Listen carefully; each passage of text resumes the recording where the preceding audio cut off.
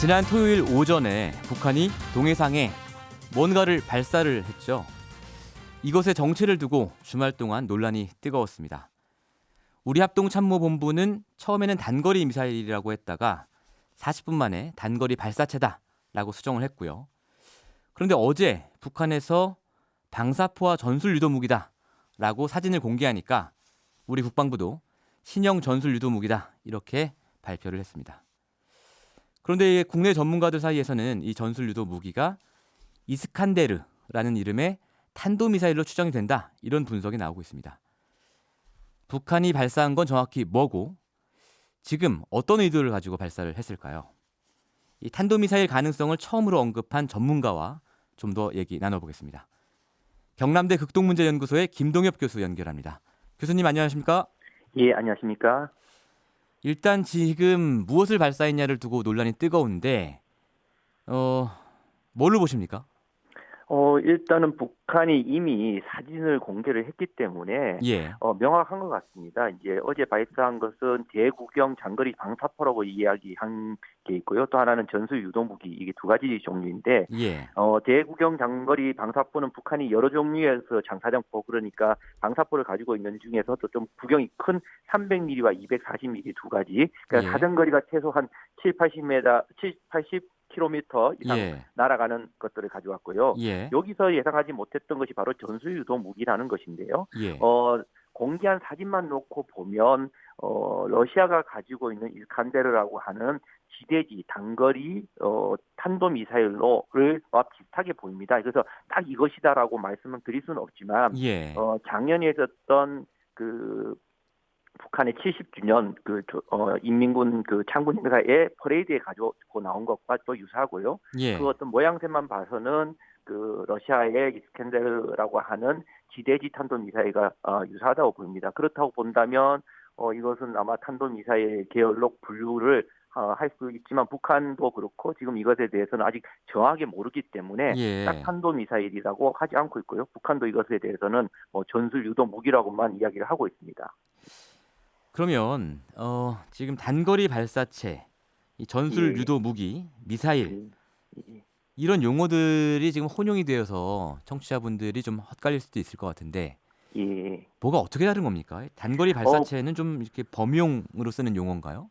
그렇죠. 단거리 발사체라고 하는 것은 예. 그 발사체라는 것은 날아가서 뭔가를 이동시키거나 아니면 뭐 무기선언을 다 발사체라고 하죠. 그러니까 예. 그 뭐 비행기뿐만 아니라 뭔가를 이동시키거나 그다음에 또 인공지능 쏘는 것도 발사체라고 하는데 이것이 거리가 짧은 것을 우리가 이제 단거리라는 측면에서 단거리라는 단어와 발사체가 합쳐진 것이고요. 예. 또 북한에서 지금 이번에 이야기한 전술 유도 무기라는 것과 또 지금 우리가 지금 의혹을 갖고 있는 탄도미사일, 단거리 탄도미사일과는 어떻게 보면 그 구분하는 기준이 다른 겁니다.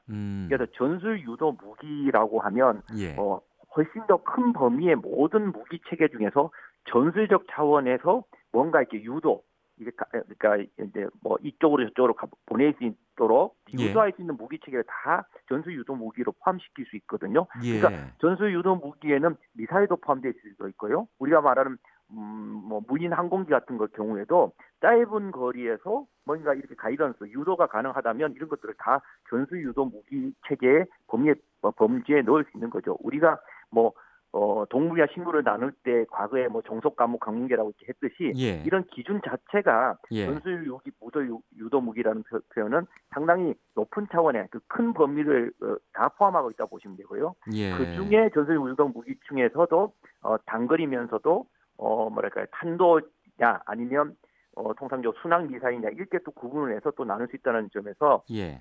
크게 놓고 보면 전술 유도 무기 속에 포함되어 있습니다. 그래서 북한이 뭐 거짓말했다거나 그게 틀린 말은 아니고요. 북한이 예. 더 큰 차원에서 이거를 다 뭉뚱겨서 이야기했고 우리는 좀 더 구체적으로 유엔 제재나 이런 것들을 고려했을 때 이것은 명확하게 탄도미사일 가능성이 많다라고 예. 이렇게 표현한 거 뭐 어느 쪽도 틀리지 않다고 봐야 되겠죠. 알겠습니다. 좀 정리를 좀 해보면 단거리 발사체라는 것은 어쨌든 조금 일반적인 용어로서 뭔가 이제 발사를 하는 모든 것을 포괄하는 용어인데 그중에 단거리다. 그렇습니다. 이런 예. 얘기고 이거는 꼭 무기를 의미하는 건 아니죠. 그렇죠. 예. 어떤 뭐를 이동시키는 모든 걸 발사해서 이동하는 모든 것을 발사하고 예. 인공위성도 발사체라고 저희가 이야기를 하거든요. 그러니까요. 예, 근데 이제 예. 전술 유도 무기부터는 무기인데 무기이지만 어쨌든 전술적으로 뭔가 이렇게 조종할 수 있는 무기. 예, 그렇죠. 그러니까 리모컨처럼 이렇게 통제할 수 있는 무기. 뭐 이런 뭐 걸 말씀하시는 그렇습니다. 거죠? 그렇죠. 전술이라는 단어가 예. 또 한편으로 보면 거리상으로 단거리, 좀 짧은 거리를 의미를 또 하고 있습니다. 예, 아, 꼭 그런 긴 건 아닌데. 거리는 전략이라는 말을 쓰니까 저희가. 예, 뭐 일반적으로 또 그 예. 거리만 갖고 전략이냐 전술이라고는 나누는 건 아닌데 예. 통상적으로 이제 그렇게 우리가 구분을 예. 해도 무방하다고 생각한다면, 그래서 이 예, 전술 유도 무기에는 미사일도 있고 뭐 그렇죠. 예, 드론이라든지 예, 무인기 예. 이런 것도 포함되어 있는 거죠. 예, 그렇게 모든 걸 이제 유도 무기, 뭔가 유도할 수 있는 무기 체계를 다 유도 무기 체계라고 할 수 있는 거죠, 사실은요. 예, 예, 예. 거기까지 이해가 됐고요.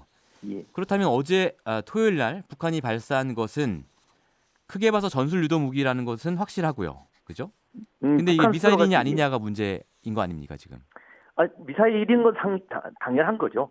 날아가는 그 뭐 모양이란 건데 예. 미사일은 당연한데, 예. 예, 전술 무도 무기라는 그 큰 차이에서, 그러니까 동물 밑에 개나 무슨 이런 것이 있듯이 예. 유도 무기 밑에 이게 미사일이 있는 건 당연한 겁니다. 근데 예. 미사일이라고 표현 안 할 뿐이지 미사일은 당연한 것인데요. 이 그렇군요. 미사일이 탄도 미사일이냐, 뭐 예. 순항 미사일이냐, 뭐 어떤 미사일이냐에 대한 것은 논란이 조금 있을 수 있다는 거죠. 그러나 예. 그 모양상이나 또 이거와 비슷한 이스칸다르라는 그 러시아제라는 것은 명확하게 그 단거리 지대지 탄도 미사일로 예. 러시아에서도 구분을 하고 있고 우리가 예. 통상적으로 전문가들도 하고 있기 때문에 이 모양이 이것이 그것과 유사하거나 그것을 이제 복사한 것이라고 한다면 탄도 미사일, 지대지 탄도 미사일로 보는 것이 맞다는 것이죠. 예. 그렇군요. 근데 우리 정부에서는 왜 그 미사일이라고 확정을 못 짓고 있는 것일까요? 이제 그 바꾼 것은 이때 발사했던 것이 한 발이 아니라 예. 여러 발을 발사했고, 또 대국경 장거리 방사포라는 300mm, 200mm까지 240mm도 발사했지 않습니까? 예. 그래서 이런 것을 다 뭐 뭉쳐서 여러 발을 발사했기 때문에 아마 단거리 비행체 아니면 발사체 이렇게 표현을 했을 수도 있고요. 예. 또 한 가지 여기서 북한이 이야기하는 전술 유도 무기가 지금 뭐 외양상으로는, 사진상으로는 예. 탄도미사일, 이스칸데르라고 하는 탄도미사일과 유사해 보이긴 하지만 혹시 이것이 외양하고 좀 다르게 또 혹시 순항 미사일 가능성도 또 없지는 않거든요, 사실. 이건 좀 더 분석해야 될 문제입니다.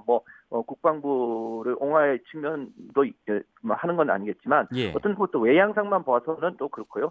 또 아. 지금 최근에는 예. 특히 단거리 미사일 같은 경우에는 기술적으로 탄도미사일과 순항미사일이 상당 부분 이 경계선이 모호해졌다고 하나요? 예. 그러니까 기술이 너무 발달하다 보니까 예. 탄도미사일의 상당 부분 유도 기술, 아주 정밀한 유도 기술을 예. 접목하다 보니까 거의 순항미사일과 동일한 수준의 어떤 유도 기술이나 예. 아니면 정확도를 가지고 있거든요. 이런 차원에서 좀 우리 그 국방부가 좀 데이터를 조금 더 좀 고려를 하고 예. 정밀 분석할 필요가 있다고 저는 생각을 합니다. 예. 지금 말씀 들어보니까 이 탄도 미사일과 순항 미사일의 차이가 굉장히 중요한 것 같은데요. 예. 탄도 미사일과 순항 미사일은 어떻게 다른 겁니까? 쉽게 생각하면 탄도 미사일 같은 경우에는 시작했을 때 추진력을 갖고 이제 올라가서 그 다음에는 추진력이 사라져서 그 다음에 떨어지는, 예. 자유기동을 해서 자유운동을 해서 떨어지는 이런 겁니다. 우리가 평소에 화살을 쏜다든가 포를 쏘는 것도 다 탄도라고 생각하시면 되죠. 예. 첫 시작했을 때 어떤 추진력을 갖고 있다가 그 다음에는 자유운동으로 해서 떨어지는 이런 것을 탄도라고 생각하시면 되고요. 예. 순항 미사일은 시작해서 맞을 때까지, 표적에 도착할 때까지 뒤쪽에 추진력이, 그러니까 불이죠. 이렇게 추진력이 계속 살아 있어서 마치 비행기와 비슷하다고 생각하시면 됩니다. 그러니까 예. 탄도 미사일은 멀리 보낼 수 있고, 그다음에 그 무거운 것을 보낼 수 있겠죠. 처음에만 멀리부터 이제 추진력만 좋으면. 그런데 이 순항 미사일 같은 경우에는 계속 이렇게 엔진이 살아 있어야 되니까 연료의 양이 제한되죠. 예. 그러다 보니까 멀리 보낸다든가 또 그 워헤드라고는 탄도 부분에 무거운 것을 실어 나올 수 없는 어떤 그런 두 가지를 서로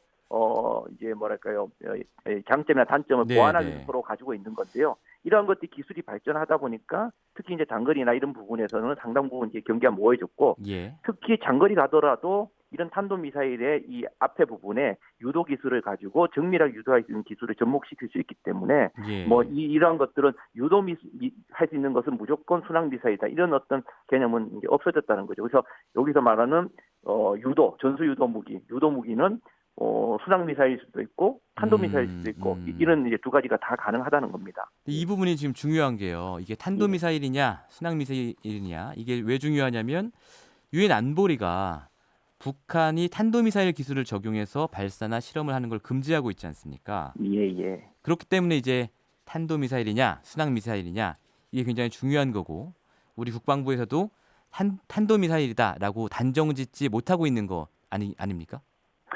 아마 이제 국방부에서 굳이 그런 어떤 그 남북 관계 이런 것들을 고려를 전혀 안 했다는 건 아니지만 너무 그런 쪽으로 이제 국방부가 무슨 의도를 갖고 톤다운 했다고 그런 의도만 가지고 톤다운 했다고 생각하지는 않습니다. 상당 부분 그런 의도를 배제할 수는 없겠지만 지금 갖고 있는 좀 뭐랄까 섣불리 평가를 했다가 또 뭐 순항 미사일일 수도 있고 다른 것일 수도 있기 때문에 상당 부분 조심하고 있다고 표현할 수가 있고요. 예. 북한 입장에서도 보면 지금 이거 탄도 미사일을 그러니까 외형상으로 봄에도 불구하고 탄도 미사일이라고 하지 않고 그냥 큰 틀에서 전술 유도 무기라고 주장하고 있는 것은 나름대로 유엔이 모든 탄도 미사일 종류 발사를 금지하고 있는 이런 어떤 유엔 제재 위반을 어떻게 상당 부분 빠져나가면서 또 과거에 유엔 안보리도 북한이 이런 탄도미사일을 유엔 제재 이후에 발사를 안 한 것이 아니거든요. 끝까지 발사했음에도 불구하고 이런 장거리 탄도미사일 발사에 대해서는 뭐 위험성이 낮다는 어떤 취지에서 별도의 어떤 추가 제재를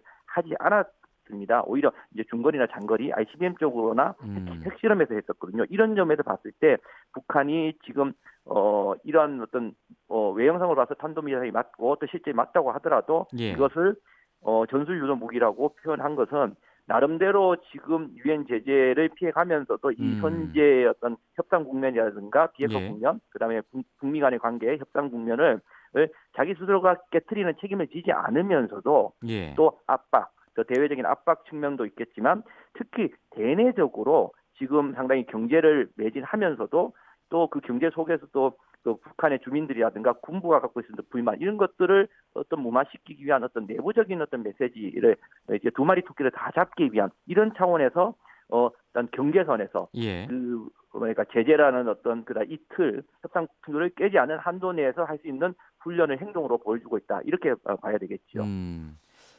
지금 이제 북한의 의도까지 설명을 해주셨는데요.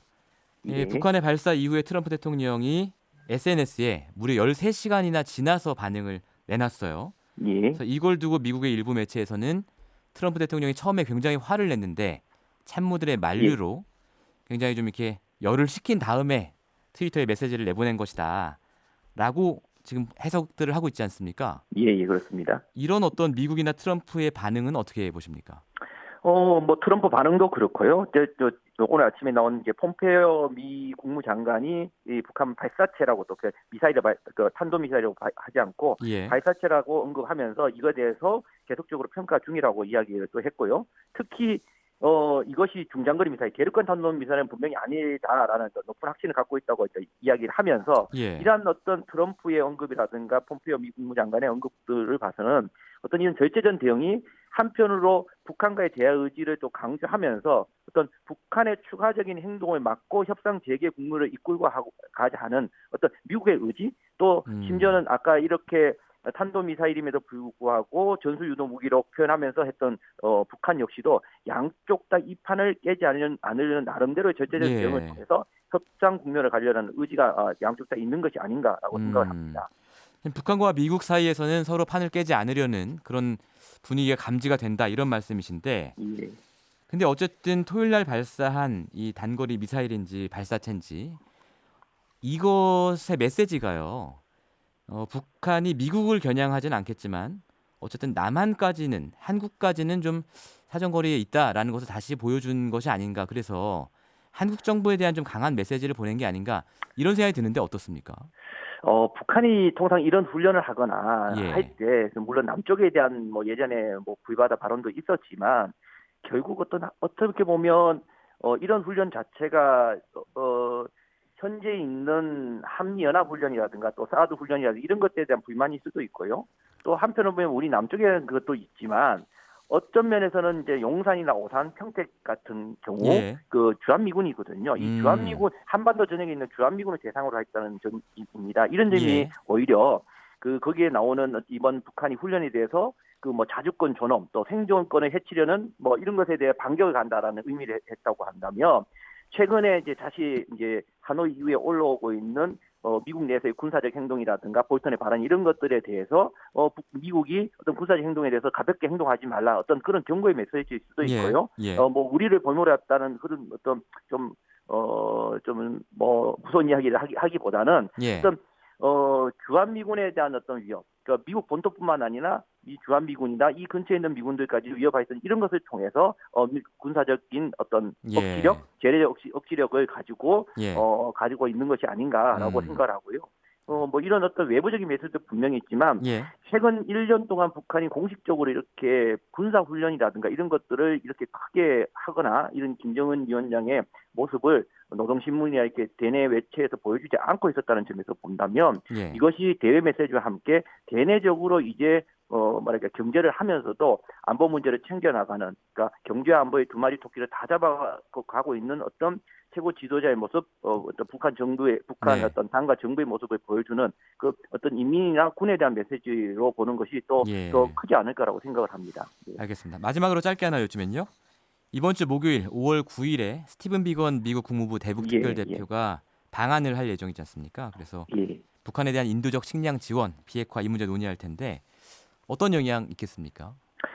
이제 시차적으로 보면 이러한 것들이 뭐 꼭 그 비건이 오기 때문에 북한이 한 것은 아니겠지만 시차적으로 예. 이게 먼저 됐고 그다음 비건 대표가 오는 것이기 때문에 나름대로 이거에 대한 구체적인 미국 측의 어떤 의견이나 이런 것들을 갖고 와서 협의를 할 가능성이 높다고 봅니다. 그런 측면에서 나름대로 좀 새로운 어떤 의견 또 우리 측에서도 북한에 내세울 수 있는 미국의 어떤 예. 아이디어를 제공한다는 측면에서 이것이 협상 국면으로 전환할 수 있는 나름대로 또 긍정적인 어떤 모멘텀이 네. 될 수도 있고요. 예. 그렇게 위해서는 저는 말씀드리고 싶은 것은 지금 우리가 남북 관계와 북미 관계에 대해서 이 연계성을 가지고 있는 것은 상당히 중요하고 우리가 중재자나 促진자든 이런 것이 중요하지만 그러한 역할을 넘어서서 어쩌면 이제 남북 관계와 북미 관계 비핵화 문제를 조금 예. 투 트랙으로 나누어서 이제 발전시켜 나가면서 선순환하는 어떤 지혜도 가지는 것이 좋지 않을까라고 생각을 합니다.